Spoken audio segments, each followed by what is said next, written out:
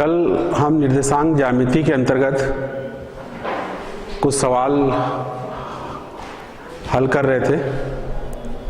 उसमें से एक सवाल अधूरा था।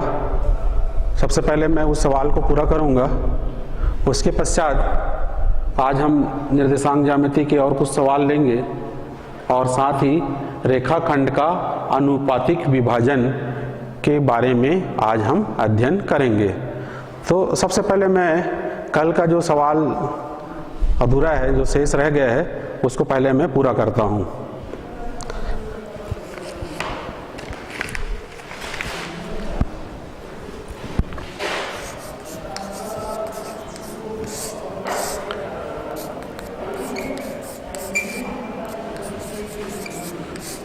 सिद्ध करो कि बिंदु 1, 5 ऋण 2, 4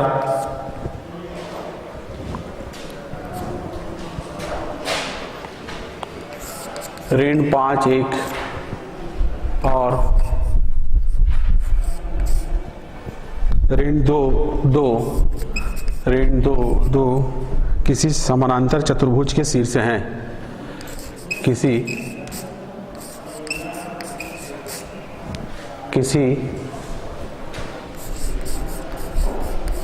समानांतर चतुर्भुज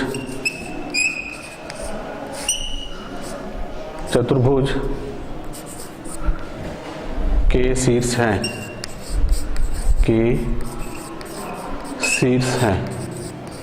ये सवाल कल हमने लिया था और ये सवाल अधूरा हो गया था। इसको हम पहले पूरा करते हैं।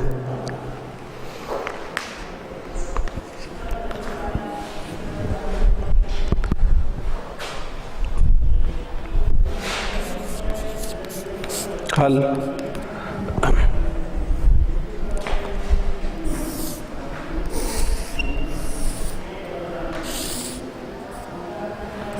ए, बी, सी और डी, ये 4 शीर्ष हो गए समानांतर चतुर्भुज के। ए का निर्देशांक, पहला जो निर्देशांक उसको ए का लेते हैं, उसके पश्चात बी, सी और ये डी।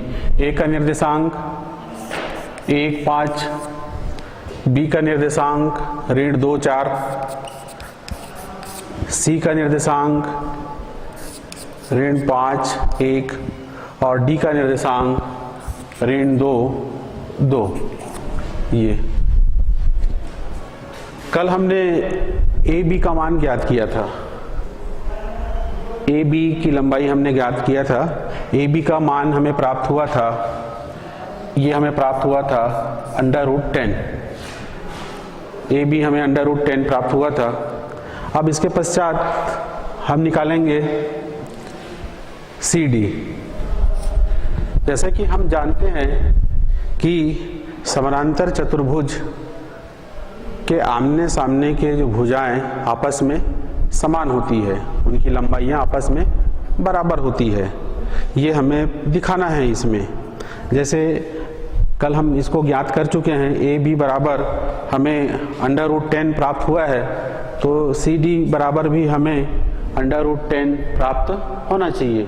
तो इसके लिए हम कैसे करते हैं? सी डी निकालने के लिए दो बिंदुओं की बीच की दूरी का हम सूत्र का प्रयोग करते हैं। दो बिंदुओं की बीच की दूरी का सूत्र का हम प्रयोग करते हैं। हम दो बिंदुओं की बीच की दूरी का सूत्र जानते हैं। दो बिंदुओं की बीच की दूरी का सूत्र हम जानते हैं। ये सूत्र होता है इसका √x2 - x1 whole square plus y2 - y1 whole square. इस सूत्र के द्वारा हम दो बिंदुओं के बीच की दूरी ज्ञात करते हैं। सी डी में से आप किसी एक को x1 y1 लीजिए, किसी एक को हम x2 और y2 लेके चलते हैं। किसी एक को हम मान लिए, किसी के निर्देशांक को x1 y1 मान लिए, किसी को हम x2 और y2 मान लेते हैं। तो मान लेते हैं यहाँ पे हम ये हमारा हो गया x1 y1 और ये हो गया हमारा x2 और y2, x2 y2, ये पहला निर्देशांक x1, ये y1, x2 और ये y2।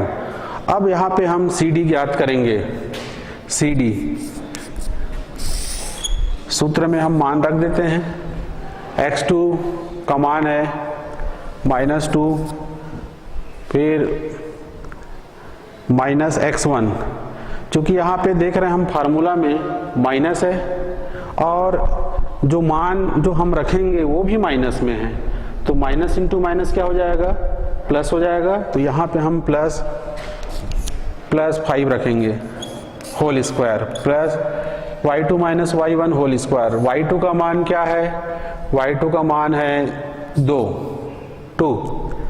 माइनस y1 का मान 1 whole square. CD is equal to,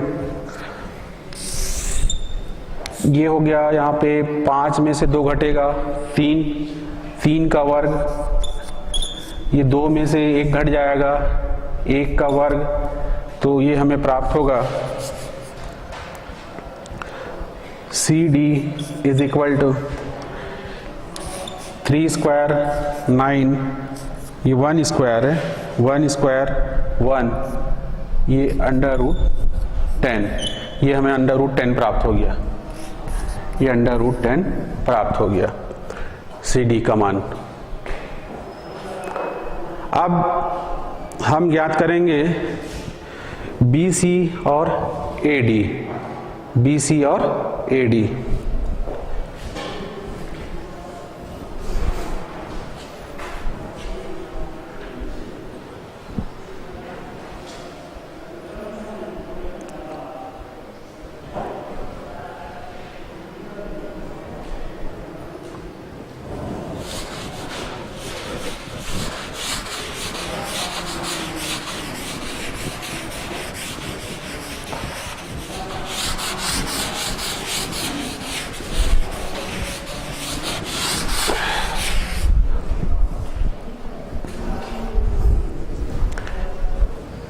इसको हम मिटा देते हैं।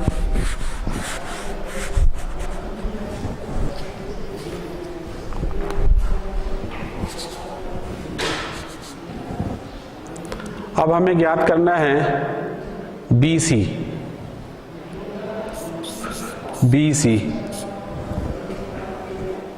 तो इसमें से एक को हम ले लेते हैं x1 y1 और दूसरे को ले लेते हैं हम x2 y2। चलो हम इसको मान लेते हैं x1 y1। आप इसमें किसी को भी ले सकते हैं, किसी को भी आप x1 y1 ले सकते हैं, किसी को भी आप x2 y2 ले सकते हैं। हम मान लेते हैं इसको, इसके निर्देशांक को x1 y1 और ये हो गया हमारा x2 y2। अब हम फार्मूला में रख देते हैं इन मानों को। BC is equal to under root x2 का मान क्या है, x2 का मान है -5 माइनस x1 का मान, देखिए यहाँ पे माइनस है, फिर x1 का मान भी माइनस है, तो ये माइनस इंटू माइनस क्या हो जाएगा, प्लस हो जाएगा। प्लस का हमें क्या मिलेगा 2 होल स्क्वायर प्लस y2 का मान 1, y1 का मान -4 होल स्क्वायर। तो ये हमें प्राप्त होगा, ये -5 + 2 -3 का स्क्वायर हो जाएगा, -3 का स्क्वायर, और ये हो जाएगा 1 - 4 -3 का स्क्वायर। तो ये हमें प्राप्त होगा BC इज इक्वल टू -3 का स्क्वायर हो जाएगा +9, क्योंकि ऋणात्मक राशि को जब हम 2 बार गुणा करेंगे तो हमें क्या प्राप्त होगा, धनात्मक प्राप्त होगा, धन प्राप्त होगा। और ये 3 का वर्ग 9, 3 का गुणा 2 बार, यहाँ भी हमें +9 प्राप्त होगा, और ये हमें मिल जाएगा 9 और 9 18। तो ये हमें BC प्राप्त हो गया, BC हमें प्राप्त हो गया वर्गमूल 18 √18। तो ये भी हमें कितना प्राप्त होना चाहिए, AD हमें कितना प्राप्त होना चाहिए समानांतर चतुर्भुज सिद्ध करने के लिए। AD हमें, ये भी हमें √18 प्राप्त होना चाहिए। वो प्राप्त हो जाएगा तो ये सिद्ध हो जाएगा कि ये दिए गए बिंदु समानांतर चतुर्भुज के शीर्ष हैं। तो अब हम ज्ञात करेंगे AD ज्ञात करेंगे हम। ये हमें प्राप्त हो गया BC बराबर हमें √18 प्राप्त हो गया। अब हम ज्ञात करेंगे AD।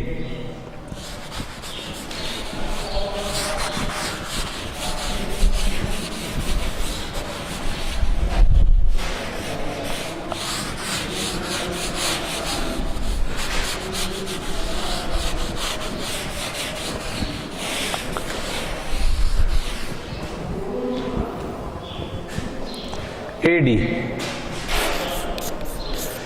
A और D के बीच की दूरी, A और D की बीच की दूरी, दो बिंदुओं के बीच की दूरी का सूत्र के द्वारा हम ये AD की लंबाई हम ज्ञात कर लेंगे।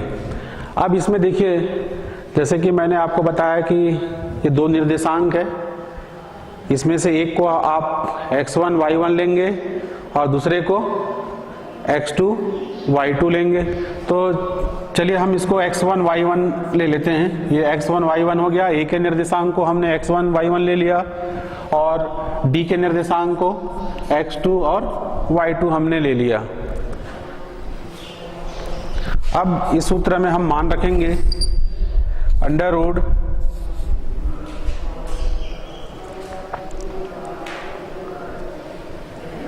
यहाँ पे x2 का मान आएगा -2, x1 का मान है 1 -1 होल स्क्वायर प्लस y2 का मान है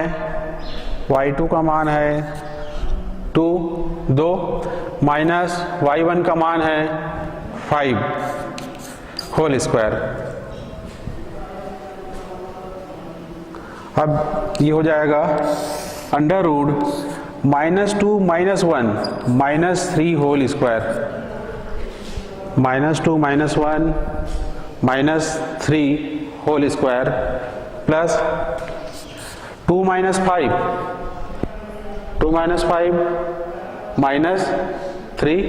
-3 स्क्वायर। अब ये हो जाएगा AD इज इक्वल टू -3 का स्क्वायर प्लस 9 -3 का स्क्वायर प्लस 9 प्लस 9 18। तो ये हमें प्राप्त हुआ AD is equal to under root 18। ये अंडर रूट 18 ये हमें प्राप्त हुआ। तो हमें ये दिखाना था कि ये जो बिंदु दिए गए हैं ये समानांतर चतुर्भुज के शीर्ष हैं। शीर्ष का मतलब जहां पे दो रेखाएं आपस में क्या होती है, मिलती है, वो कहलाता है शीर्ष। या एक प्रकार से आप साधारण तौर पे ये समझ सकते हैं कि जो कॉर्नर होता है, जो कॉर्नर, ये शीर्ष, इसकी परिभाषा ये है कि जहां पे जिस बिंदु पे दो रेखाएं आपस में क्या होती है, मिलती हैं, वो कहलाता है शीर्ष। तो यहाँ पे हमें ये दिखाना था कि ये बिंदु समानांतर चतुर्भुज के शीर्ष हैं। तो हमने ये दिखाया कि पहले को A B C D ये हमने समानांतर चतुर्भुज लिया, और जैसे कि हम जानते हैं कि समानांतर चतुर्भुज में आमने सामने की भुजाएं क्या होती है, बराबर होती है। तो यहाँ पे हम देख रहे हैं कि ये अंडर रूट 10 है, ए बी बराबर CD, ये आपने सामने की ये भुजा बराबर हो गई, और BC बराबर AD। तो इस प्रकार से ये सवाल हमारा पूरा हल हो गया, सिद्ध हो गया कि दिए गए बिंदु समानांतर चतुर्भुज के शीर्ष हैं, आमने सामने की भुजाएं बराबर हो गई।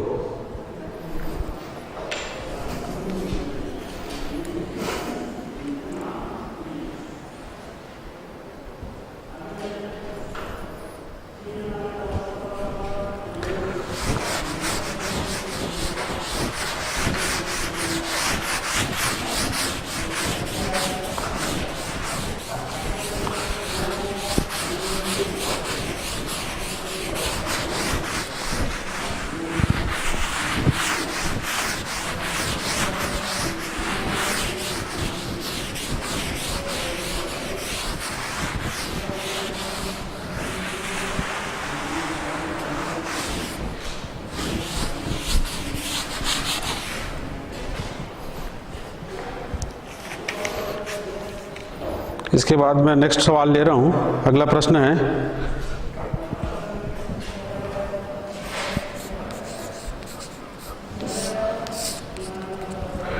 y अक्ष में वह बिंदु ज्ञात कीजिए, y अक्ष में वह बिंदु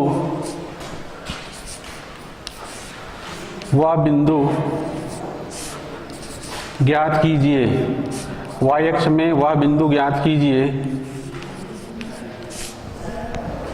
जो बिंदुओं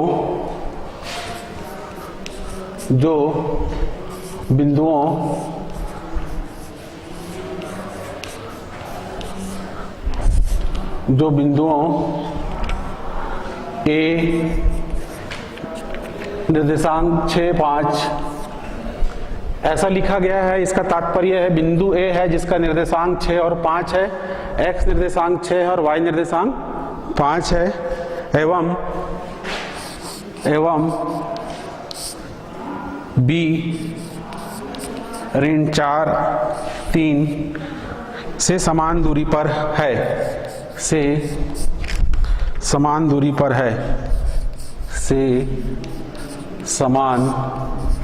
दूरी पर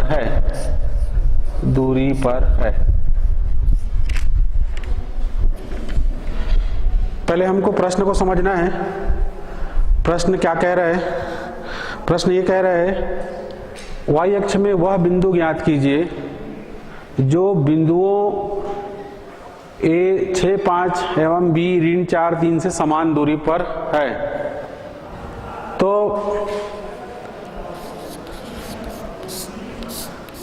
इसका हल लेते हैं हम। पहले हम अक्ष ले लेते हैं। ये हमारा x अक्ष हो गया और ये हमारा y अक्ष हो गया। तो हमें कौन से अक्ष पे बिंदु ज्ञात करना है? y अक्ष में। कौन सा अक्ष पे हमें ज्ञात करना है बिंदु? y अक्ष पे। तो y अक्ष में किसी बिंदु की भुज क्या होती है? y अक्ष में किसी बिंदु की भुज क्या होती है? y अक्ष में अगर बिंदु स्थित है तो उसका भुज क्या होगा? उसका भुज शून्य होता है। उसका भुज क्या होता है? शून्य होता है। तो हम मान लेते हैं कि कोई बिंदु P y अक्ष पे स्थित है जिसे हमें ज्ञात करना है, उसका निर्देशांक 0 और y है। 0 और क्या है? y है। इसको इधर लिख लेते हैं हम, 0 y है। अब ये प्रश्न ये कहता है कि ये जो बिंदु P है उससे बिंदु A एवं बिंदु B से उनकी दूरी क्या है? समान है। जैसे यहाँ पे हमने बिंदु A लिया, यहाँ पे हमने बिंदु A लिया और यहाँ पे हमने बिंदु B लिया। A का निर्देशांक 6 और 5, B का निर्देशांक ऋण 4 और 3। तो हमको जो शर्त दिया गया है वह शर्त यह है कि P से A की दूरी और P से बिंदु B की दूरी, ये दूरी आपस में बराबर है। ये दूरी और ये दूरी आपस में बराबर है। इस शर्त को लेके हमें ये जो अज्ञात बिंदु जो y अक्ष पे स्थित है इसे हमें ज्ञात करना है। जैसे कि हम जानते हैं कि y अक्ष पे कोई बिंदु अगर स्थित है तो उसकी जो भुज होती है वो क्या होती है, शून्य होती है। तो हमने पहले बिंदु माना कि बिंदु P, माना कि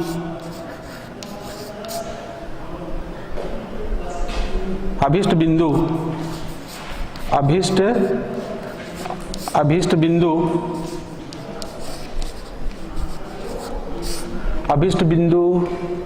P 0 y है। अभिष्ट का तात्पर्य जो हमको प्राप्त करना है, जो बिंदु हमें ज्ञात करना है, वो 0 और y है। अब इसके पश्चात अब ये जो शर्त को लेंगे, शर्त क्या है, P से A की दूरी और P से B की दूरी, ये दोनों दूरियां आपस में क्या है, समान है। उस शर्त को लेके हम यहाँ पे y का मान ज्ञात करेंगे। किसका मान ज्ञात करेंगे, y निर्देशांक को ज्ञात करेंगे। y अक्ष पे स्थित कोई बिंदु है जिसका y निर्देशांक हम ज्ञात करेंगे। तो प्रश्नानुसार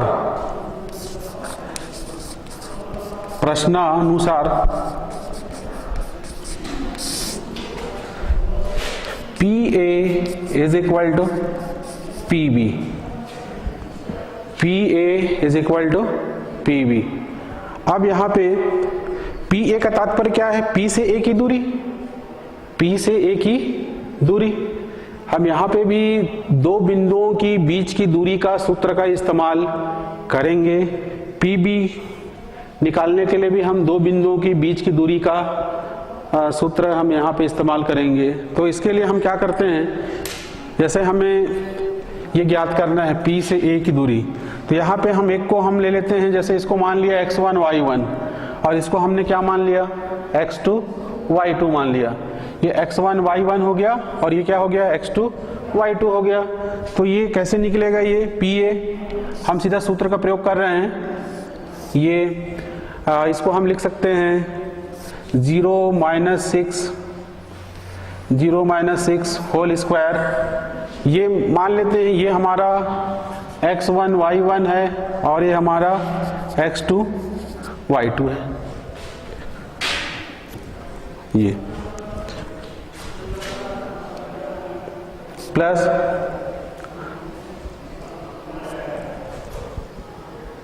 y - 5 whole square is equal to PB। जब PB हमको ज्ञात करना होगा तो उसके लिए हम इसको हम मान लेते हैं, इसके निर्देशांक को हम मान लेंगे x1 y1 और ये हो गया हमारा x2 y2।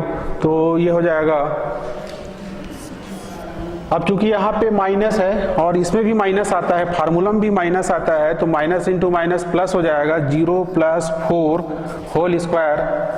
और ये हमारा यहाँ पे प्लस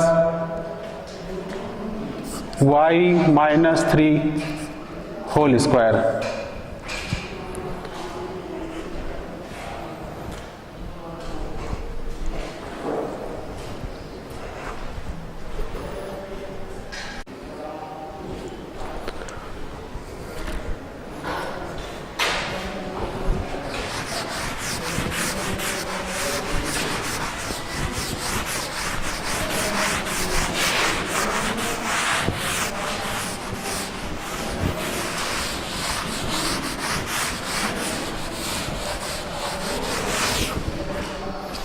अब इसको हम आगे बढ़ाते हैं, इसको सॉल्व करते हैं।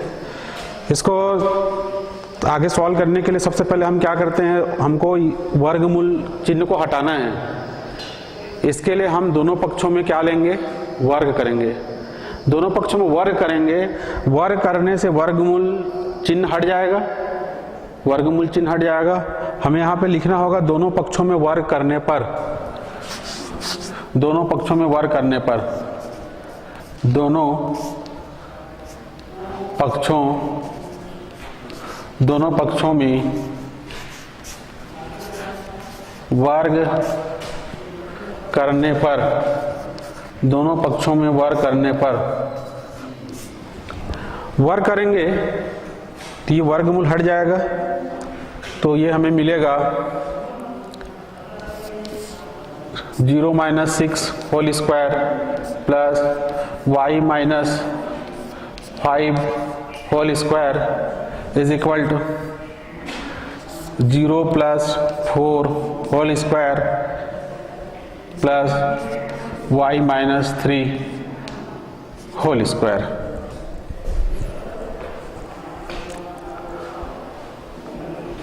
अब इसको हम आगे सॉल्व करते हैं। implies that 0 -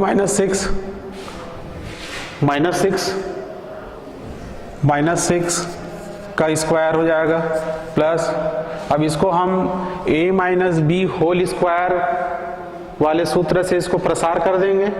आप जानते हैं a - b whole square, a - b whole square, इस सर्व समीकरण के द्वारा इसको हम उसको प्रसार कर लेंगे। ये होता है a square plus b square minus 2ab। तो एक स्थान पे क्या है, एक स्थान पे y है और b के स्थान पे 5 है। एक स्थान पे y, b के स्थान पे 5 है, तो ये हो जाएगा y स्क्वायर प्लस 25 और माइनस 2ab, मतलब ये हो जाएगा 5 दूनी 10, 10y is equal to 0 + 4 square 16, 4 square 16।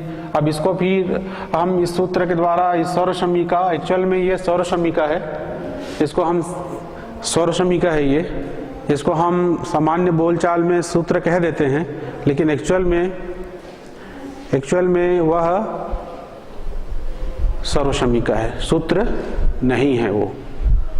इस सौर समीकरण का हम प्रयोग करेंगे तो ये हो जाएगा y square plus 9 minus 6y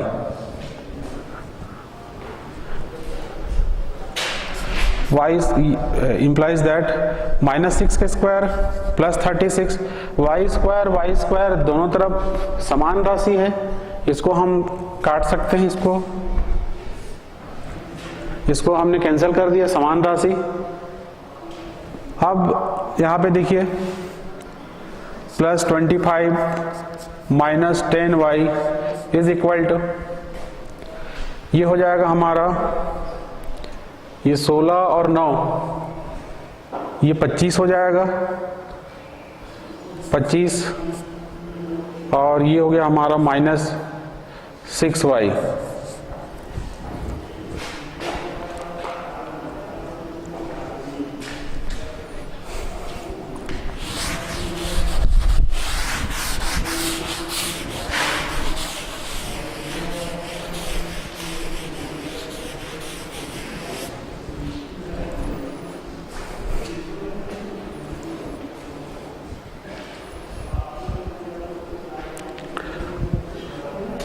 ये 25 से 25 इसको हम काट सकते हैं, दोनों तरफ समान राशि है, ये कैंसिल हो गया।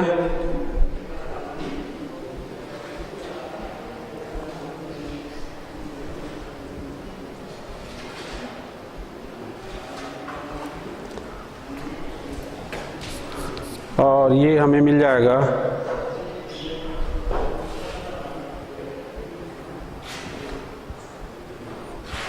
16 plus y square plus 9 minus 6y।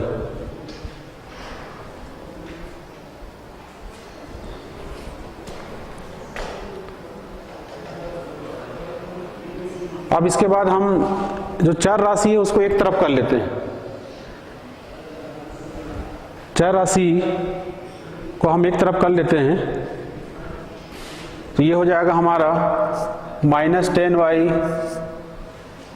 Plus 6y।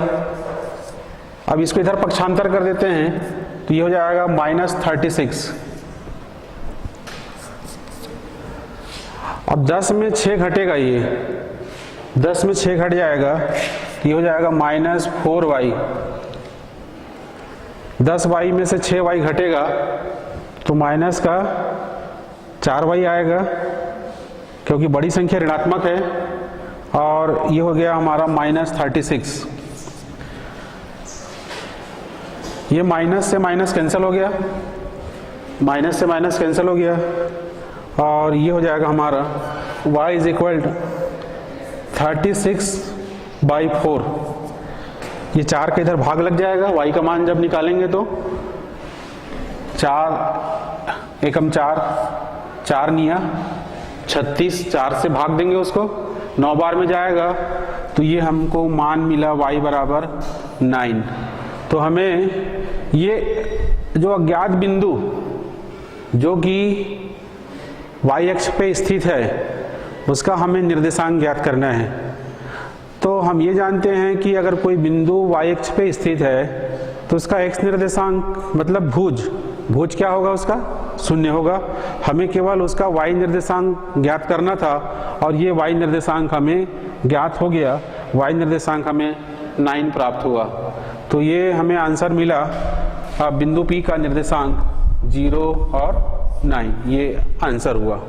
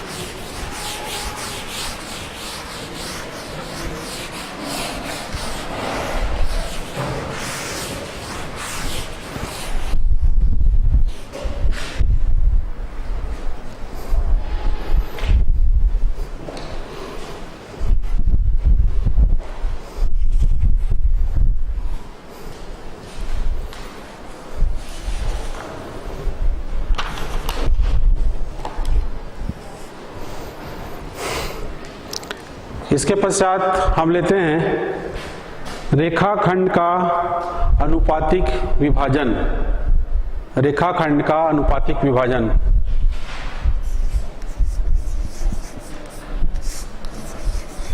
रेखाखंड का अनुपातिक विभाजन।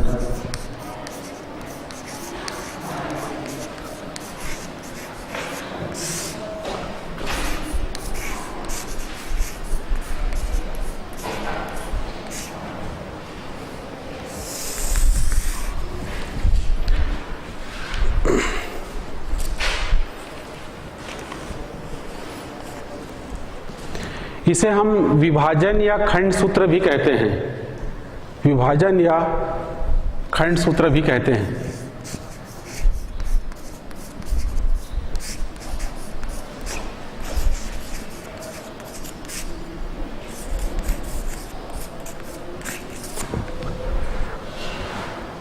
रेखाखंड का अनुपातिक विभाजन या इसे हम विभाजन या खंड सूत्र भी कहते हैं। इसके अंतर्गत दो बिंदुओं को मिलाने वाली कोई रेखाखंड है, उसको कोई बिंदु किसी अनुपात में विभाजित करती है, किसी अनुपात में विभाजित करती है, तो वो जो बिंदु जो रेखाखंड को किसी अनुपात में विभाजित करती है उसका हमें निर्देशांक ज्ञात करना है। किसको विभाजन करने वाला? रेखाखंड को। रेखाखंड को विभाजन करने वाले किसी बिंदु का हमें निर्देशांक ज्ञात करना है। यही हमारा कहलाता है रेखाखंड का अनुपातिक विभाजन, या इसे विभाजन या खंड सूत्र हम कहते हैं।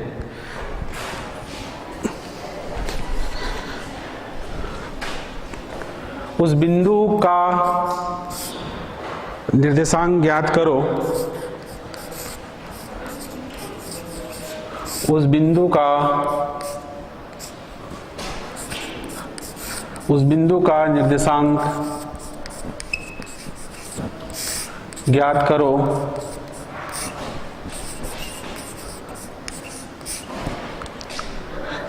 ज्ञात करना उस बिंदु का निर्देशांक ज्ञात करना जो दिए हुए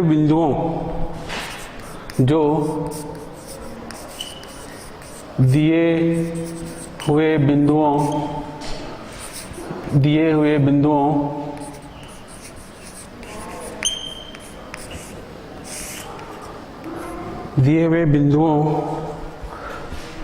पहला बिंदु है P x1 y1 तथा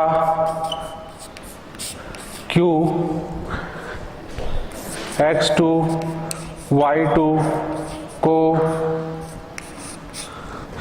मिलाने वाली रेखा को मिलाने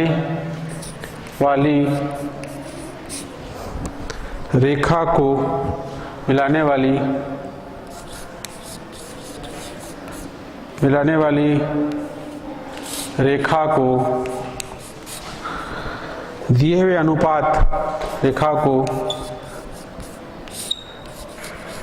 हुए अनुपात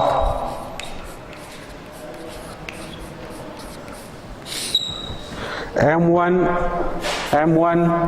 अनुपात M2 में विभाजित करता है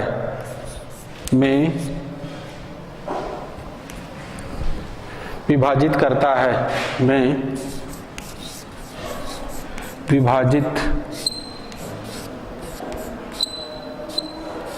करता है।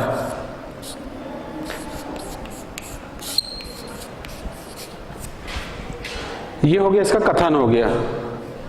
जो हमने टॉपिक लिखा है, जो शीर्षक लिखा है, उसका कथन हो गया। यहाँ पे हमने क्या लिखा, उस बिंदु का निर्देशांक ज्ञात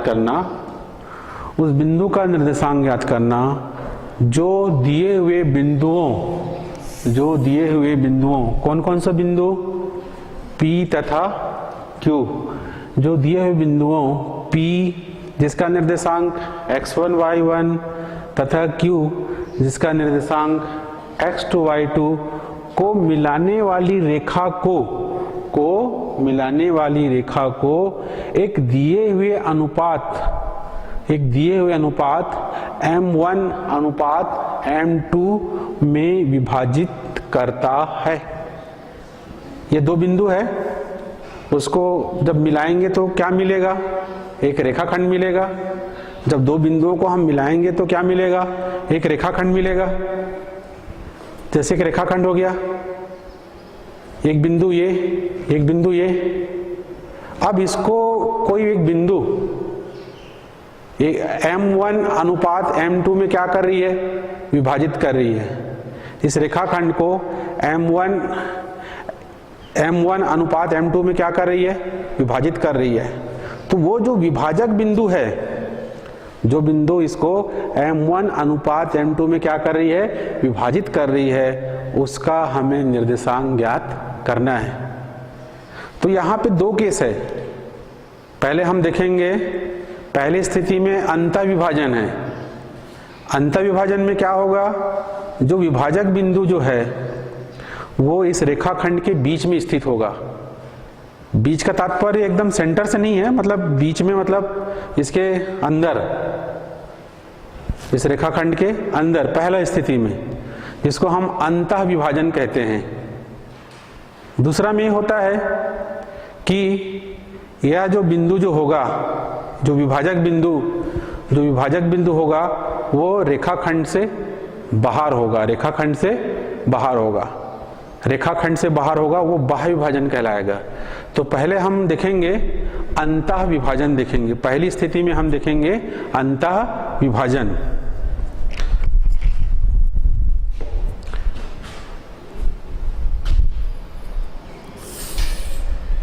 ये हम पहले अक्ष ले लेते हैं। ये x अक्ष हो गया हमारा, और ये हो गया हमारा वाई अक्ष, एक बिंदु ये है P और एक बिंदु Q है। इसका मैं पूरा डेरिवेशन नहीं ले रहा हूं, मैं केवल थोड़ा स्टेटमेंट को समझा के सीधा इसका फार्मूला लिखूंगा मैं। ये दोनों बिंदुओं को मिलाने वाली ये रेखाखंड हो गया PQ रेखाखंड। P का निर्देशांक क्या है? x1 y1 और Q का निर्देशांक x2 y2। P का निर्देशांक x1 y1 और Q का निर्देशांक x2 y2। मान लेते हैं ये जो विभाजन है ये पहली स्थिति के अंतर्गत आएगा और ये जो है हमारा अंतः विभाजन। इसमें क्या होगा, ये जो विभाजक बिंदु है ये विभाजक बिंदु R, ये जो बिंदु R जो है इसको M1 अनुपात M2 में क्या कर रही है, बांट रही है। ये हो गया हमारा M1 भाग और इधर क्या हो गया हमारा M2 भाग। ये हो गया हमारा M1 भाग और ये हो गया हमारा M2 भाग। एक तरफ M1 हिस्सा और दूसरे तरफ M2 हिस्सा। ये जो बिंदु R है इसका हमें निर्देशांक बताना है और इसका निर्देशांक हमने माना XY। इसका निर्देशांक हमने क्या माना, XY। और ये कहलाता है हमारा अंतः विभाजन। बिंदु R जो कि PQ को M1 अनुपात M2 में क्या कर रहे, बांट रहे। तो हमें इसका निर्देशांक ज्ञात करना है। तो इसका निर्देशांक होता है, बिंदु R का निर्देशांक x बराबर x निर्देशांक ये होता है M1 x2 plus M2 x1 अपान M1 प्लस M2। इसका ये x निर्देशांक हो गया। अब इसका y निर्देशांक होता है M1, बस y में आपको x जगह y डालना है, बाकी सब चीज सेम है। देखो इसमें एक चीज और ध्यान रखा करो आप, इसमें जब ये फार्मूला को हम याद करते हैं, ये 1 तो ये 2, ये 2 तो इधर 1। आप देख रहे हैं m में 1 है तो x का 2 और m का 2 तो x का 1। इस तरीके से हम इसको याद रख सकते हैं। और ये होगा M1। उसी प्रकार से y का निर्देशांक क्या होगा, जिस प्रकार से x का है M1 y2 plus M2 y1 अपान M1 प्लस M2। दोनों फार्मूला एक जैसे हैं, बस ये है कि x वाला में x आएगा और y वाला में y आएगा। ये हो गया हमारा इसका बिंदु R का निर्देशांक।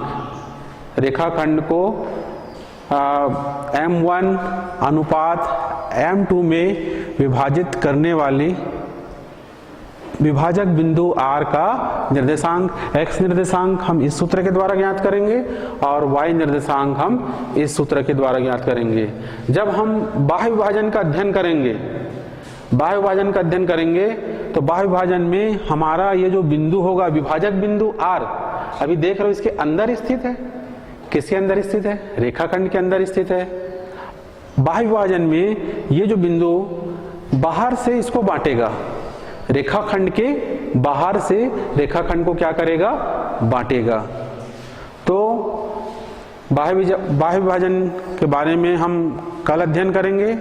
आज हमने क्या क्या अध्ययन किया, आज हमने कुछ सवाल हल किए निर्देशांक ज्यामिति के अंतर्गत, कल का अधूरा सवाल भी हमने किया और उसके पश्चात हमने रेखाखंड का अनुपातिक विभाजन के अंतर्गत हमने अंतः विभाजन का अध्ययन किया। अंतः विभाजन में विभाजक बिंदु R का निर्देशांक ज्ञात करने का सूत्र हमने उसके बारे में हमने अध्ययन किया। कल हम इसका जो बाह्य विभाजन है वो हम अध्ययन करेंगे। रेखाखंड का जो बाह्य विभाजन है उसका हम कल अध्ययन करेंगे, साथ और निर्देशांक ज्यामिति के कुछ सवाल देखेंगे। और इसी के साथ आज की यह कक्षा समाप्त होती है। आप सभी को धन्यवाद।